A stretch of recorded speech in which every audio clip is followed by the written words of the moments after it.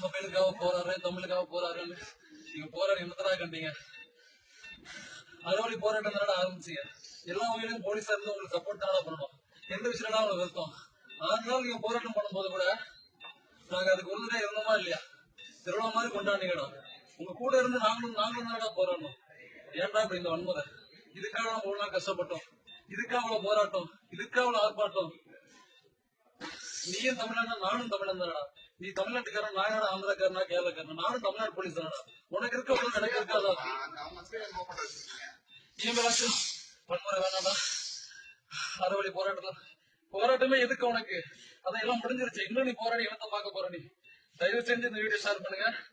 இன்னும் யாரும் வன்முறை ஈடுபடாதீங்க. ஒரு போலீஸா நான் கேட்கல, நானும் ஒரு தமிழ் தான் முறை நான் கேட்டுக்கிறேன்.